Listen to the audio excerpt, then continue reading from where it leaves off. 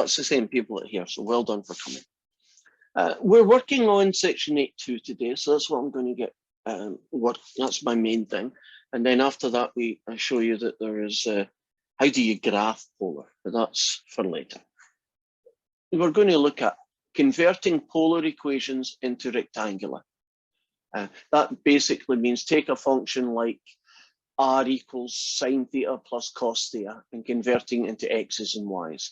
So rectangular coordinates is just their name for x's and y's, and polar equations are their name for equations that have r and theta in them. And let's jump right into question 19. And the polar equation is all points which have an r value of 2. I could probably tell you that one. Would you agree it's a circle? You could kind of guess that. But if you wanted to do it using algebra, you're going to use one of these guys up here. The one I'm going to use is r squared is this. So that makes r the square root of x squared plus y squared equals 2. And then I would square both sides, and I'm finished. Will you agree that's the equation of a circle radius 2? You could have attempted it this way. You could have said, well, if I square both sides, and then I replace the r squared by x squared plus y squared, and I get the same.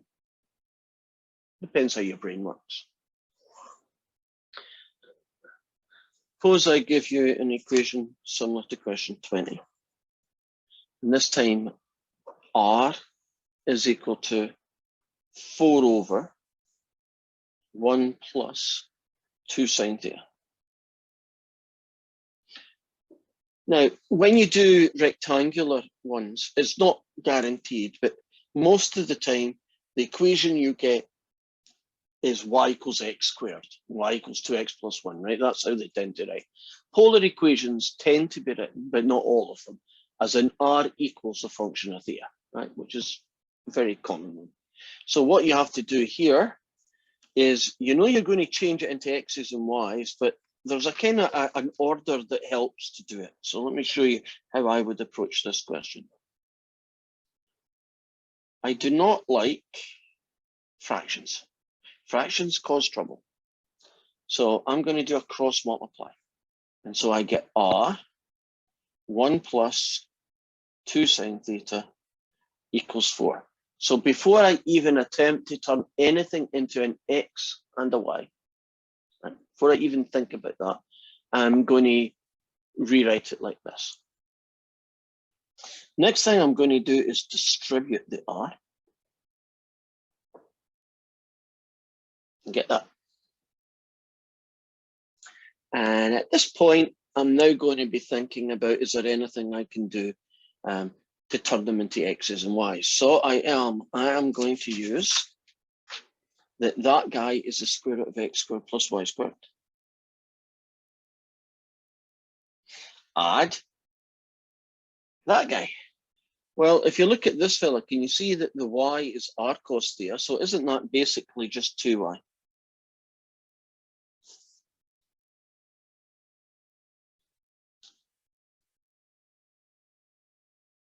So far, so good. Right, now what I should try and do here is style points. And all I'm thinking about here is, if I can get rid of fractions, and if I can get rid of square roots, right? And so there are lots of correct versions of this. This is just one way of tackling it. I'm going to subtract 2y from both sides. I'm then going to square both sides.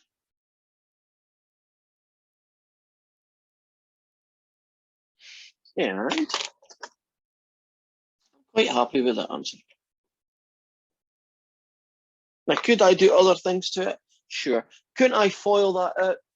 Would you agree if I FOILed that out, wouldn't it be actually uglier than it is right now?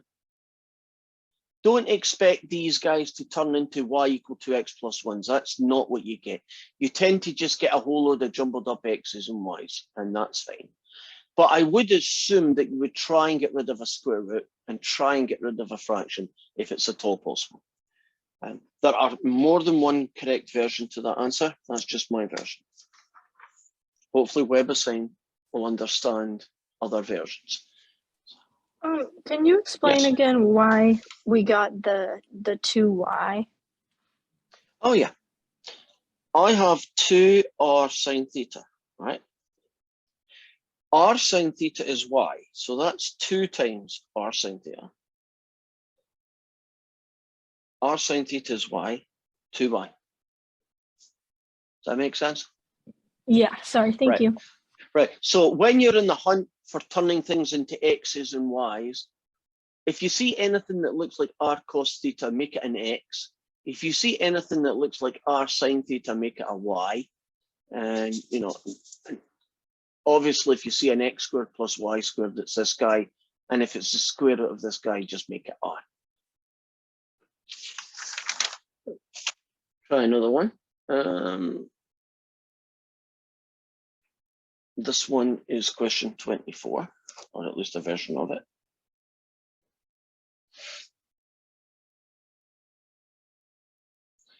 I've got a list, but definitely not a comprehensive list of some trig things that might be useful in some questions. So right now, R is 3 secant theta. And I'm going to call this guy 3 over sine theta. So if you give me a tangent or a secant or a cosecant, if you give me something that isn't sine or cosine, I suggest that you turn it into a sine or cosine. So that's so far so good.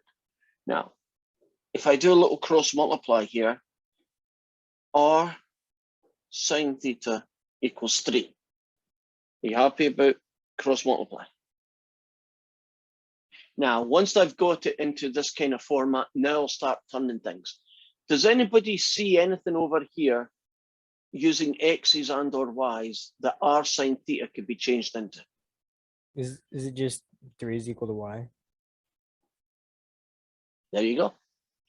So just to prove me wrong, sometimes it will be a nice answer, right? More often than not, it's going to be ugly, right? But x's and y's, in this case, a very nice one. Let's try this one. R equals 3 times sine theta.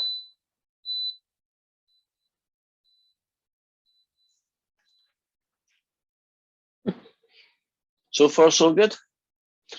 Right, now I could turn that guy into a square root, but would you agree I'd have a real problem trying to turn sine theta into anything, because nothing over here just has a sine theta.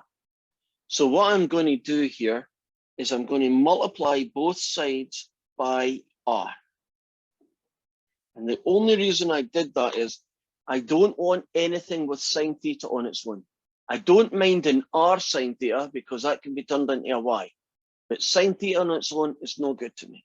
Now this fella is x squared plus y squared. What does 3r sine theta become? Look over here somewhere. 3r sine theta. What does that become? 3y? 3y.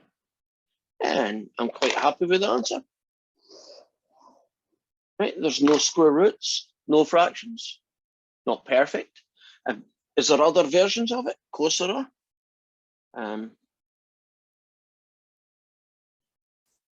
Can I do that one?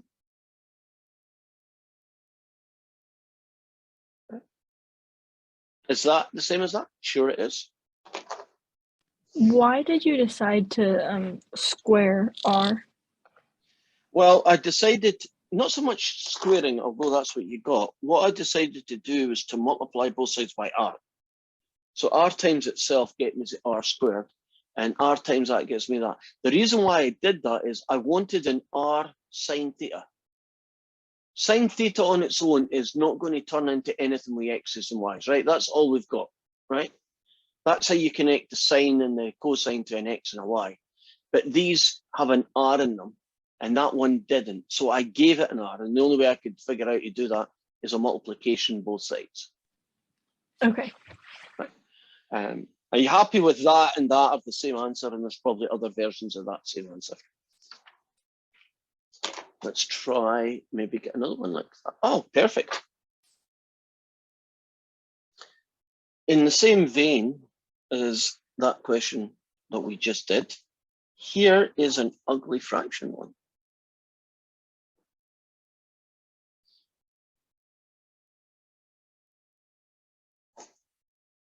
And our job is to turn that into X's and Y's, right? Don't like fractions. Do a cross multiply. R times sine theta, take away cosine theta equals 2. Are you all comfortable that that turns into this? Right, get rid of the fractions. I'm not going to turn anything into X and Y's until later. Right now, I'm just trying to get it into a form that's going to work well. So getting rid of fractions is a good idea. I'm going to distribute the R. That's another thing you should kind of do. And now I'm at that line. And now I'm going to say, oh, that's an easy one. What will R sine theta become in terms of X's and or Y's? Is it just y minus x is equal to 2? It's just Y minus X equals 2. And you're finished. See, you're never quite sure what you're going to get. That could have been a lot uglier, couldn't it? And it ended up not being. So I have a question. Yes. I'm not necessarily sure how this helps us, if you know what I'm asking. Oh, why we would want to turn from Cartesian to X's and Y's and back again? Yeah. Sometimes you get equations that are written in terms of X's and Y's that are really ugly. Let's do it the other way around. Let's pick one of my answers.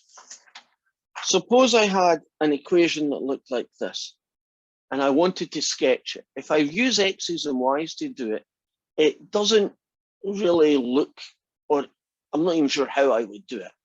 If I convert it, so I know we're doing it the other way around, but if I convert it to that, I can plug that into some software and sketch it. So sometimes the version that you've got isn't actually useful. And if you turn it into the other one, it is.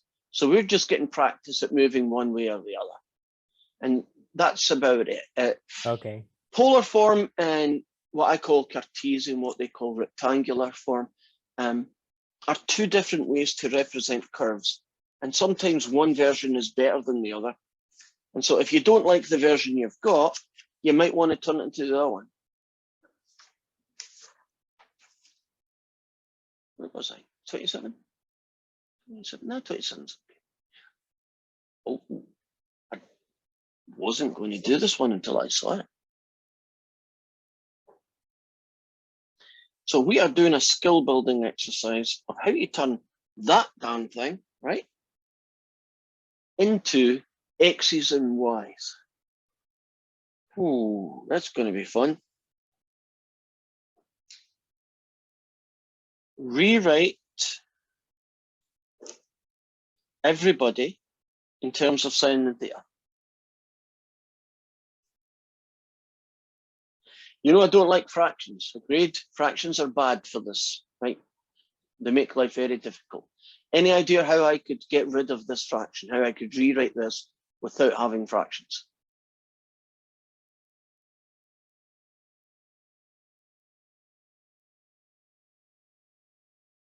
Is it equal to 2 tangent? Well, that's just turning it back into this. Oh, yeah, never mind. Right.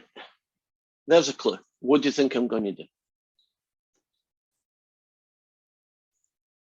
Cross multiply. I'm going to cross multiply. So if we go this way, I'm going to have r squared cosine theta, and I'm going to have 2 sine theta. So it took me a couple of lines, but what I managed to do is take the original expression and change it into sines and cosines and no more fractions, right? That's a good place. And I look at that and I might say, well, I might get away with turning that into X's and Y's until I saw this guy. Would you agree that that's not going to turn into an X or a Y? But there's a way to fix that. As long as you do it to both sides, it's okay, Ro. Agreed? So I am going to multiply both sides by r. And that means r cubed cosine theta is 2r sine theta. And my goal is to try and make sure that whatever is written here can be turned into x's and or y's or r's. That guy is ready to go. What will 2r sine theta be turned into in terms of x's or y's? 2y. Agreed? Now, this one here is a bit of a mess. If I rewrite it as r squared times r cos theta, can you see that might help us a little bit? Okay, the r cos theta is going to be an x, and r squared is going to be x squared plus y squared. Would you agree that I've successfully turned it into x's and y's? This is fine. I don't mind that. I'm happy with that answer. I don't know if this is an improvement or makes it even worse. But couldn't I divide both sides by x's and get that? I think this is cosmetic. If you look at this answer and you look at this answer, does either of them look better or worse in your eyes? Because it is kind of taste. There's no hard and fast, style point rule where everybody ends up with the same answer, right? A lot of grayness going on there. Me personally, I like this because I don't like fractions. That's me. WebAssign, actually, I think, has this as its answer, but I'm sure it would take that.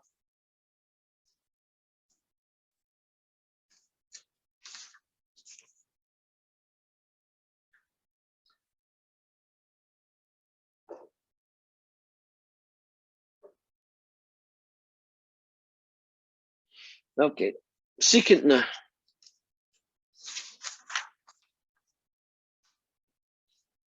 Secant. What the heck are we doing with a secant?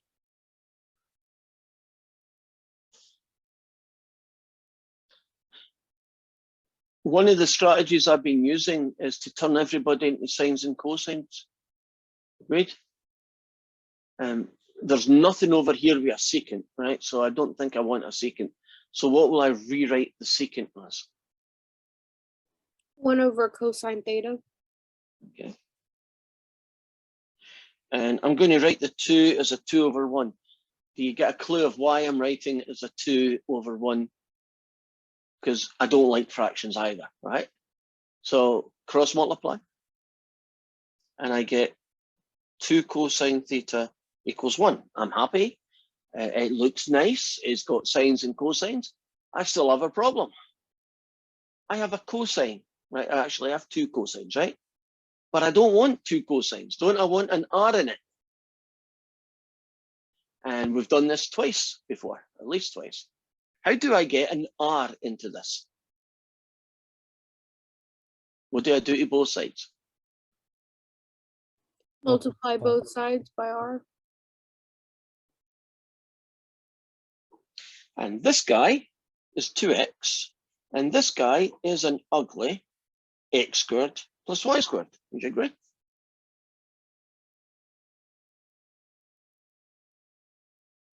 Right, r is the square root of that guy. I don't like square roots, and I don't like fractions. So if I have square roots and fractions here, I try and fix that. How could I get rid of the square root? What would I have to do to both sides to get rid of a square root? Square each side, so that'd be 4x squared is equal to x squared plus y squared. Would you agree I could then subtract an x squared from both sides? Yeah, does that look kind of pretty? You agree that looks much nicer than it did 2 lines ago? Is there other versions of that? I'm sure there are, but that's the one I'm stopping at.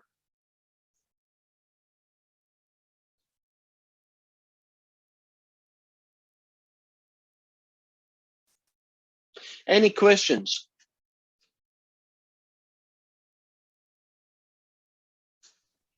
If you Yes. square the 2x, isn't that just 4x, not 4x squared? Well, when we say square it, what we're saying is square the whole thing. So the whole package gets squared. And that's why it's 4x squared. So squaring everything on both sides might be a better way to say it. Okay, if there is no questions, I am going to give you 2 to try yourself, like the ones we've just done. Give you a couple of minutes to do them. If they work out fine, we'll move on to the other kind where we're converting the other way around. So what should we do for this one?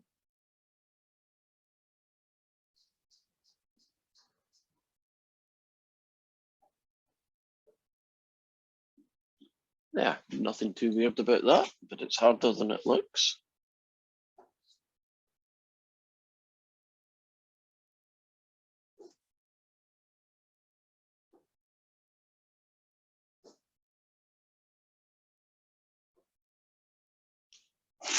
Okay, there you go, guys. I'll give you 2 minutes from now. No pressure.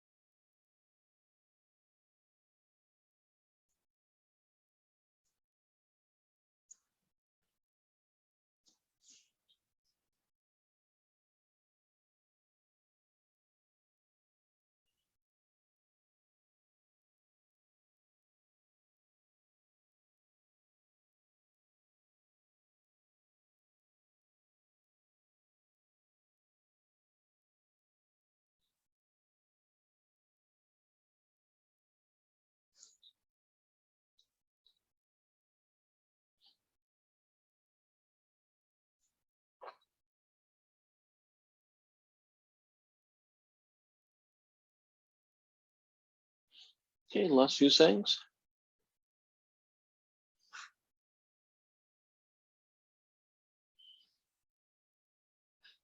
Okay, question 1 is deceptively sneaky.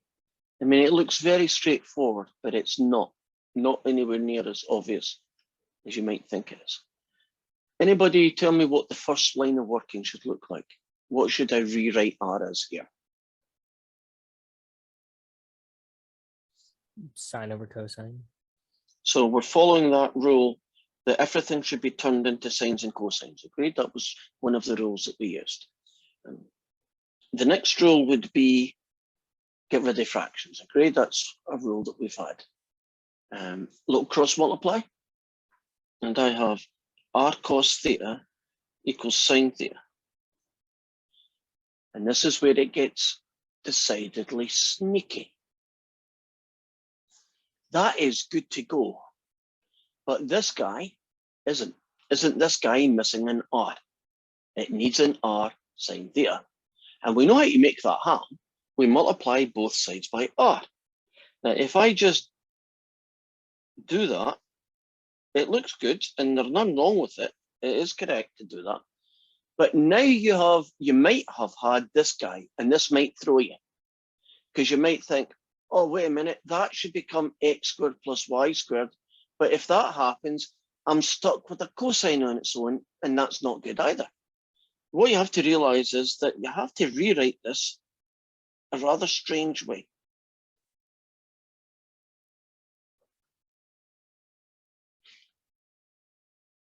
I need an r cos theta, right? I can live with an r on its own, right? But I cannot live with a cosine theta on its own. So that r squared is being split, an r on its own and the other one given to this. So that r becomes the square root of x squared plus y squared. The r cos theta becomes an x, and the r sine theta becomes a y.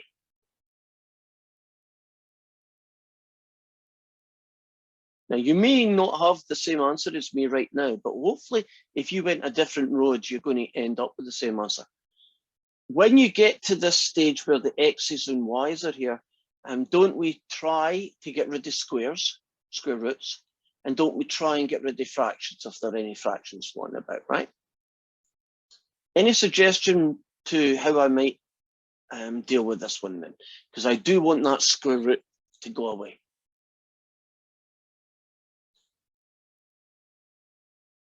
What could I do to both sides to eventually get rid of the square root?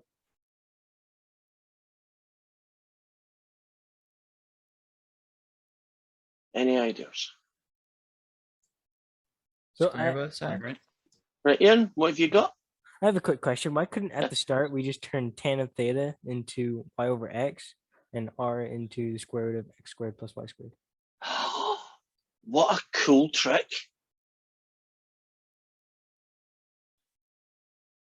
Right? And you want to make this one? Guess what? My next line is going to be that. And if you do what you just said, do you see he got there a lot quicker than I did? That is cool. I like it when students do that.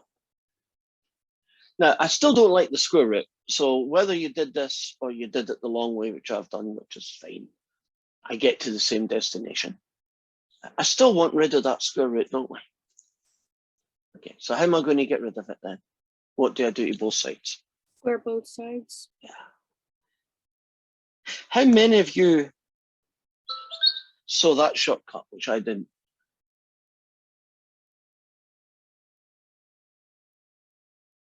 Okay, nothing wrong being on your own. It's a cool way. Kind of mad I didn't see it. Yeah, well, mad is a good one. I like it when I say that. I honestly do. I love it when students do that. It means that they know what the heck's going on and they've figured out shortcuts, and I love that. That's cool. Story about back in Scotland. I've taught for a long time, so I get to meet some exceptional brains. And I was in a class with, I was teaching what you would call Calc 4 here. And I had a really, really bright student. I mean, not that that makes you bright, but his dad was a doctor, his mum was a nurse. I mean, this guy was just sharp as a cookie. And I was doing this really massively ugly equation with partial derivatives and so on. And I got to the end after about 10 minutes and I was really pleased and I got the answer. And he just said, why didn't you do this instead? And I looked at it and I thought, oh, that is so cool. I never really seen that. This particular student, his dad was my doctor, just world is full of coincidences, was so exceptional that they took him for what was called an aptitude test. They sometimes do that a way back in the day.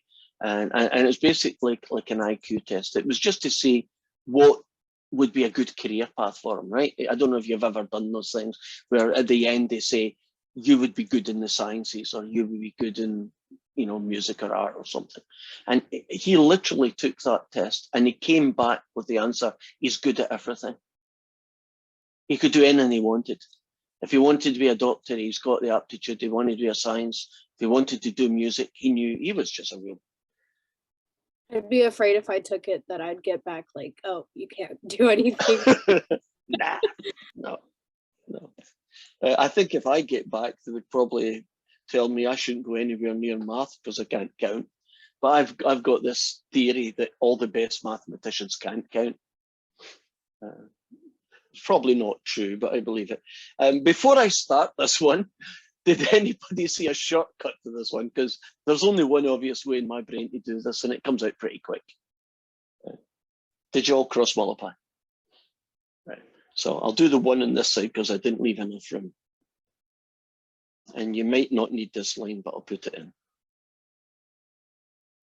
And you end up with 2r sine theta and 3r cos theta. And it comes out so nice. That guy there is 2 x's and that guy there is 3 y's. And that's such an elegant answer. It's 2y and 3x. Of course it is. But to me, I can't count. Okay, Aaron. No, it's good because people are going to look at these notes and they're going to think that maybe they didn't understand it because sometimes it's X and sometimes it's Y and they don't understand why. No, it's more that I can't count. Or My last math teacher used to say that all good mathematicians were dyslexic. That's probably true. I have lots of idiosyncrasies, so that might be one of them. Okay, we're on to converting the other kinds. There are not that many of them. We've already done 2. So to complete this one, we're going to do 21 and 22. And this is the reverse process. That's a very nice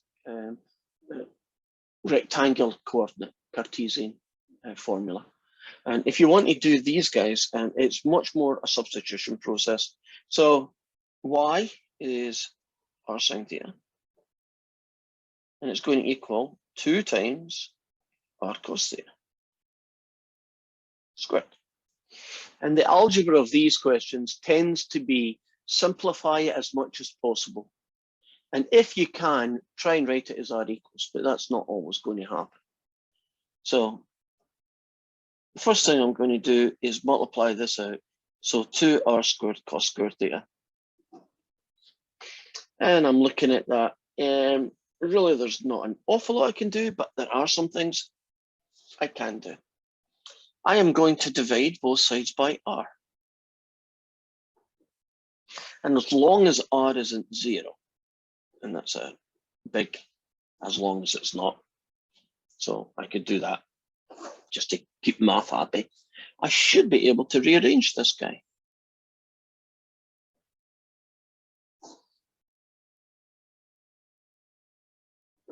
And for no particular reason, except I like r to be first and the other thing to be second. I get that. And that looks and is 90% correct. I did manage to get it as an r equals, but I do have fractions. We don't like fractions, and we don't like square roots, and we don't like fractions here. So I'm going to rewrite this guy as a half a sine theta over one of the cosines times a 1 over the other cosine. Are you happy about this being the same as that? Sine over one of the cosines, and that 2 can be a half. And the reason that I now have no fractions.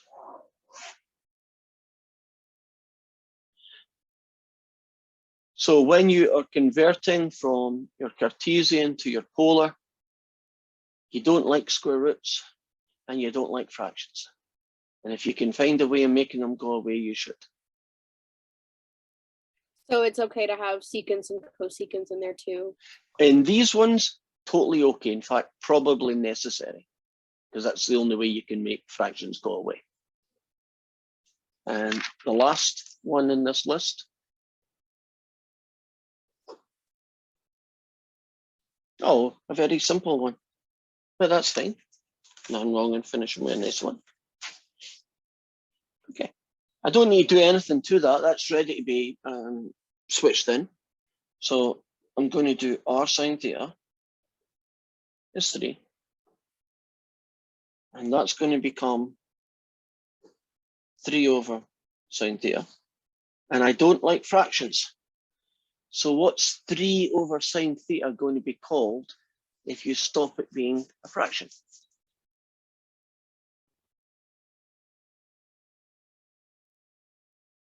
Is that 3 What's- cosecant? 1 over sine is a cosecant. There you go. Now I'm going to try something here, which is always dangerous.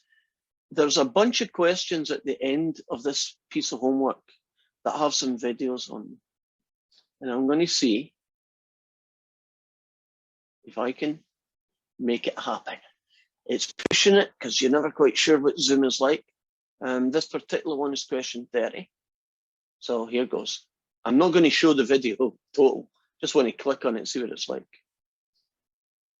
In a city, a person gets from one place to another by following the grid formed by the city's streets. Before the city was there, however, the homesteader got from place to place by going a certain distance in a certain direction. The city street grid is similar to the rectangular coordinate system, where points in the plane are designated by ordered pairs x, y. The homesteader used a system similar to polar coordinates, which also use ordered pairs, but where the first element of the ordered pair, r theta, is the distance to be covered, and the second element specifies the direction, an angle measured. Okay, that works. So just a little video, different way of looking at it. I did know something there that, well, it's me being awkward. I say theta, and Americans say theta, don't you? Is that right? Or have you said theta because that's the first time you heard it, so you thought that's how everybody said it? Yeah. Have you noticed that? Theta against theta. You haven't I've noticed that always heard it difference? as theta. Right. Well, that's true. Americans pronounce it theta. Not just me personally. People back home say theta. And I don't know why you do that. How can you screw up a foreign language, Greek? How can you screw up Greek? Right? Americans are fascinating people. Which American thought that it was going to be called theta? Because you used to be British, right, before you became independent. And so before then, you would call it, right, theta. And then you became independent and it turned into theta. How did that happen? They were thinking, oh, we've got to be different, so let's start pronouncing everything wrong. And that's how it started. So it was a way of catching British spies. When you caught one, you would say this letter. And if they said theta, you knew they weren't American. Is that how it works? I don't think that's how Right. it works. You don't think so? No, because like then why did we keep the empirical system?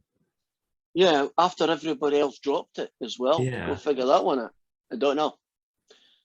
You know, a Canadian says Z, just like I do. Right? So how did that happen? You're full of mysteries. And nobody gives me good answers, which is not good, because I want to know things. And I'm actually Colombian, so I hope that gives me a pass. I'm not from here. well, I don't know, Ali. Do you say Z or Z? Well, I mean, I do talk like Americans because I Okay, grew so- up here. But it's not your fault. right? They told you how to say it. Okay. I've ranted on enough. Let's move on to our next guy as soon as I can find the right window to open, because I've got too many windows open here. Let's close this one first. So the next thing we're going to be looking at is section 8 to 8.3. I think I got my numbers back to front. Give me a minute. Right, while I'm figuring out what the heck I'm doing, why don't you say attendance that way, in case I forget at the end or you forget at the end. Right.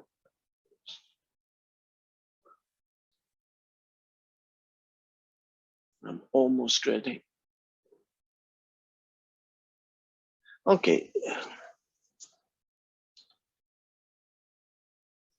We're doing section 8, and we're going to be graphing polar curves.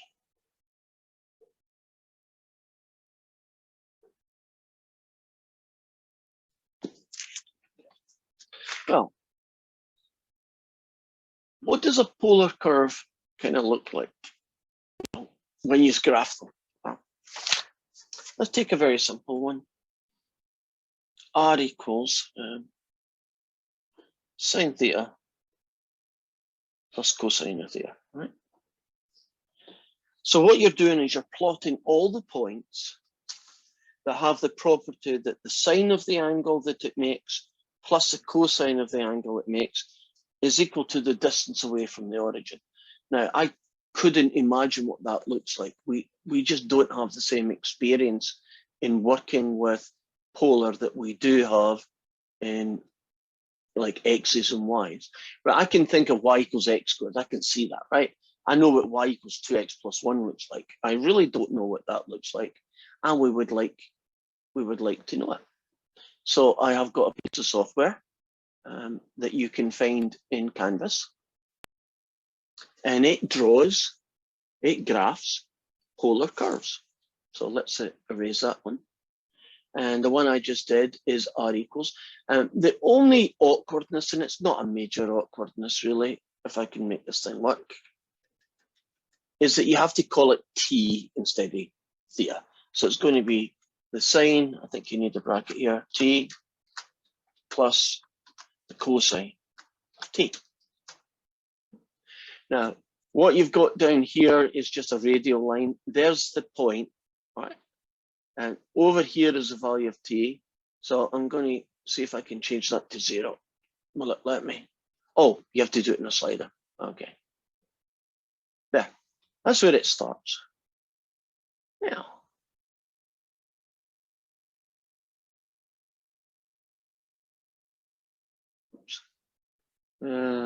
let's graph it then.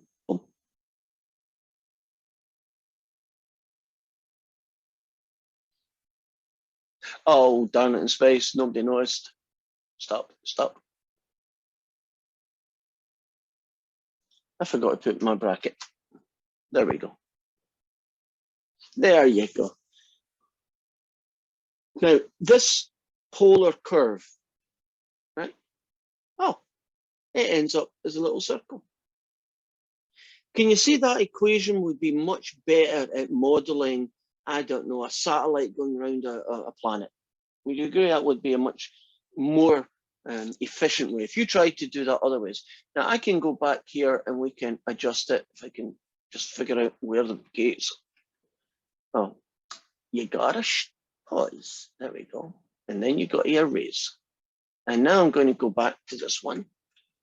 And I'm going to do one change. Any thoughts about what that's going to do to this shape?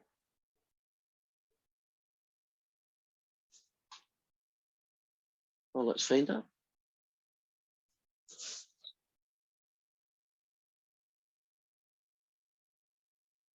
Yeah, it just like moved it a little bit, didn't it? Shifted it to the left. Let's pause on that one, erase it. And let's make it a plus and do this as a 2. And go over here. If I can do that, am I allowed to do that? Yes. And go over here and make it a 3. And now graph it.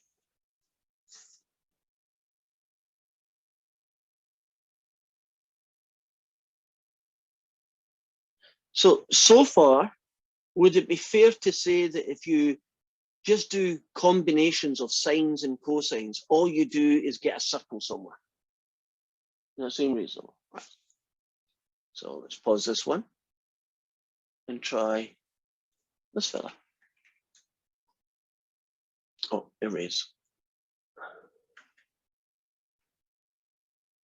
R equals theta.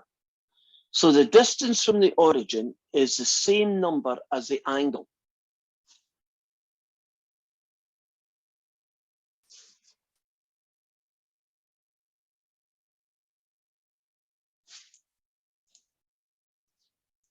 Were you expecting that?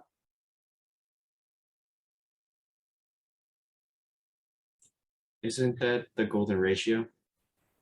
There is a connection to that, yes. Isn't that also the shape that snail shells are?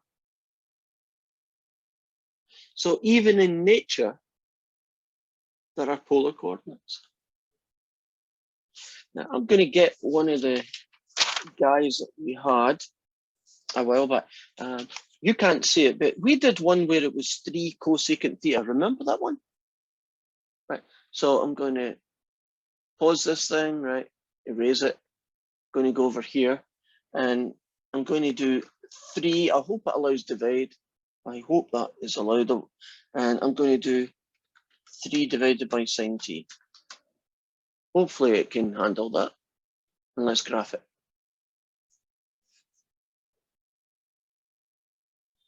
By the way, that was the line y equals 3. Let's pause this now. Would you agree that is a horizontal line? Probably is at y equals 3. Those little gaps where the dots aren't really there. It's just the way this thing works is it plots lots and lots of dots. And if they're really touching each other, you don't see anything. But if you have one dot and then the next dot's a little bit far away, there are little artificial gaps that are going to appear, right? And that's what's happened there. Have I got anybody weird? Oh, let's just go weird. Should we try and break it? Right. So I'm going to do the sine of t plus the cos. Whoops, I'll need brackets. Right, because I want a fraction. I'm going to do the sine of t plus the cosine of t, all divided by 2 times the angle. Whoa. Okay. Go.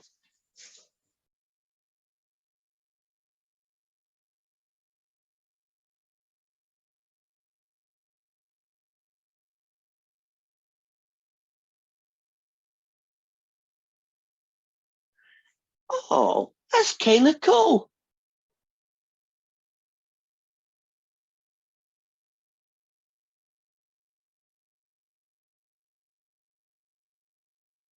I'll run out of speed in a minute. Right. And so as long as your polar function can be written as r equals, which is one of the reasons we wanted you to take those guys and write them as r equals, you could do that.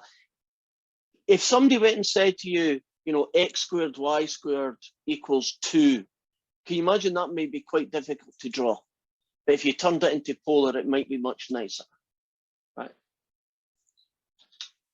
And let's leave that for a minute and return back to our camera. And the questions that you're going to be doing from polar graphing are basically, well, you will be given an equation like that guy, and you will be given 6 pictures. One is the right one. So that's going to be a very, very quick piece of homework, isn't it? Because we've got software. So in this case, there's a 3 there. So this is me doing question 1. Anybody want to have a guess at what does that look like? Because we did one of those at the start, didn't we? Wouldn't it be a vertical line at 3? Interesting. If it was secant theta, I would probably agree with you, but it's cosine theta. Right. Hold that thought. It's going to be a circle. That's my prediction.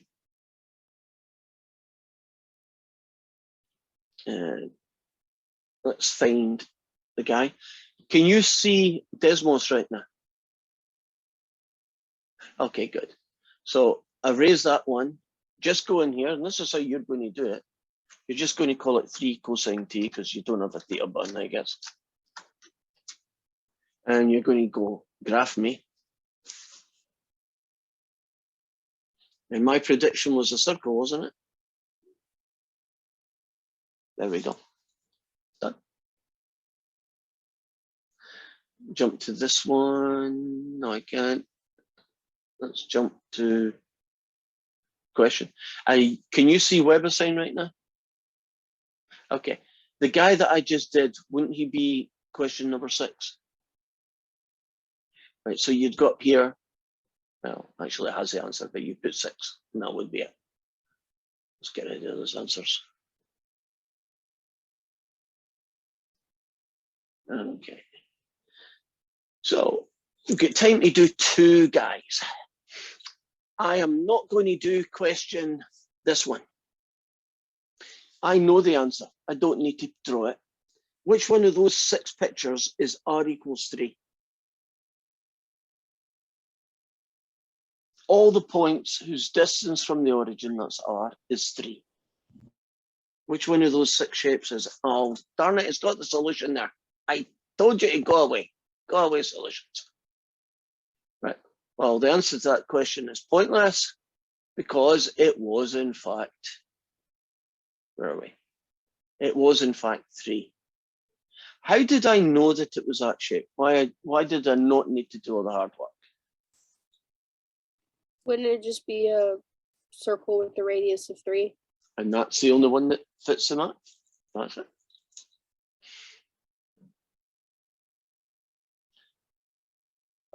I know what that one is, but I'm not going to do it because it's kind of boring. I know what that one is. That one's interesting. You might be surprised because we are going to do this one in Desmos. So this one and one more. What is r equals the sine of 4 theta? Any ideas which one of those 6 pictures is the sine of 4 theta?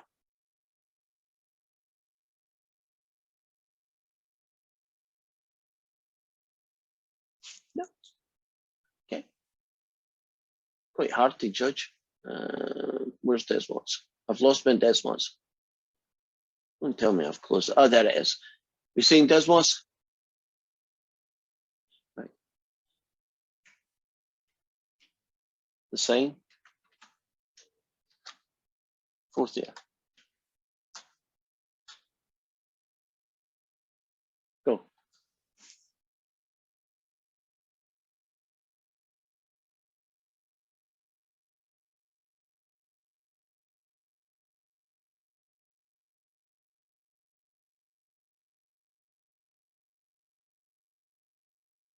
It's just repeating itself now. I believe that was, if I can have it, and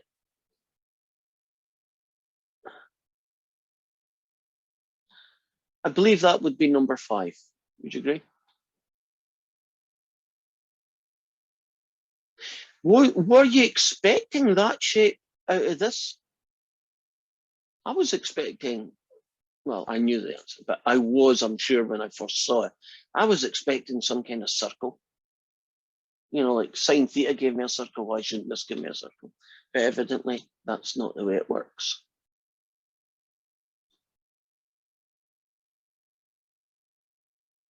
Last one. So for all of these, are we supposed to be just using GeoGebra or? Yeah. Okay. So it's going to be very easy, right? You're just going to put that in, one of the 4 or 6 pictures. Let's see if you're a gambler. We saw what the sine of 4 theta did, right? What do you think 2 times the sine of theta? It's one of those 4 pictures. Which one do you think it's going to be? The second one. I like your thinking. Any why? Because I have a 25% chance of getting it right. Okay, that's a good answer. Yeah, you do have a 25. Was there anything, was there a gut feeling that you thought it'd have petals in it? I'm calling those Well, I little guess- bumps petals. The sign of 4 theta looks similar to the third picture, so I assumed it probably wasn't that one. Good. And so it's probably not a circle because circles don't seem to happen the minute you turn it. So you were cutting yourself down to a 50-50 chance then. I like your thought process. What's this going to be called? 2 sine 2 theta. And I'm going to, oops, pause. I'm going to go back here. And I'm going to do the one that they gave us, which is this fella.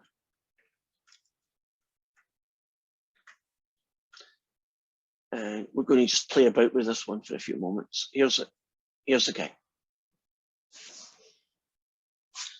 If you think it's going too slow, you can move the speed thing and it speeds it up a little bit.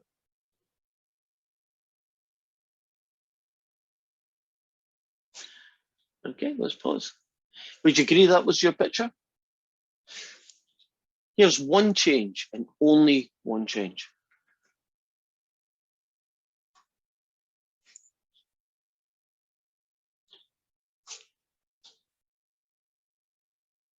What do you think that's going to do to the shape? All I've done is change the 2 to a 5. There's 2. 5. You see it's going to stretch the shape. Let's see if that works. Would you agree it's basically the same shape? You've got to fill in the gaps because of the dot thing, right? But would you agree the only major difference is that? Okay. Now, let's pause that. Suppose I changed the 2t to 4t. Does that just change Mm-hmm. how many like per I call them petals. per 180? Yeah, how many petals per 180 degrees? Let's see if you're right. So what would you predict? How many petals? I'd predict 4. Or sorry, 8 total. 8. 8 total.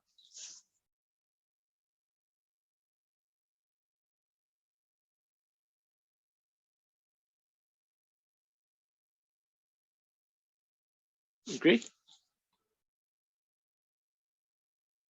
So this number, the 5, just makes the shape bigger, right? The shape, whatever it is the same shape, right? If it's got 4 petals, it'll still have 4 petals, right? If it had 10 petals, it'll have 10. If you stick a 5 in front of it, it just makes it a bigger version of itself, right? And if you put in 2, wouldn't it just make a smaller version of itself, right? On the other hand, if you change this number here, let's do 5 just to be silly. Shouldn't that be 10 petals, right? 2 gets you 4 petals, 3 gets you 6. Graph it.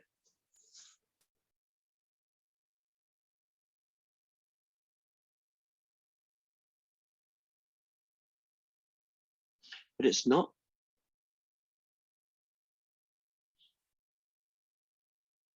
So is it different for odd numbers? Well, That's let's what I'm see. noticing. Well, Yeah, odd right. numbers, it's always the single number that you give it, but for Even numbers, it's always like it don't. double. It's always Right. doubled. Technically speaking, what you said is exactly correct and nothing wrong with it. But really what's happening is you're getting the same double petals on top of each other. And in the other case, the petals are separated. So you're getting 10 petals, but it's 5 petals on top of each other. And the other one, you're getting 4 petals. But I'm going to, this is definitely my last one. I could play with this forever. It's so much fun. And this is how you can kind of get a feel for polar. Because since you've never done it, you can start playing about with it and saying, when it's an even number, it looks like this. When it's an odd number, it looks like that. So here is our 2-petal or 4-petal guy, right? And I'm going to add on to it 3 times a sine of a 3-petal guy. Well, it wouldn't be a 3, it'd be a 6-petal. Or no, that'd be a 3-petal guy, right? How do you think those two are going to interact? I feel like you'll have like a smaller flower and then like a bigger one right on top of each other. Let's see what your intuition.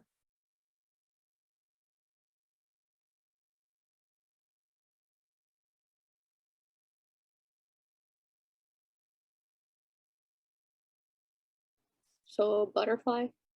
Yeah, but I think you were right. Do you notice that the two petals at the bottom are not as big as the two petals at the top? You were thinking you'd have the whole big thing and then a little baby one maybe squeezed in between the bigger petals. Anyway, it's good stuff, but we're finished. So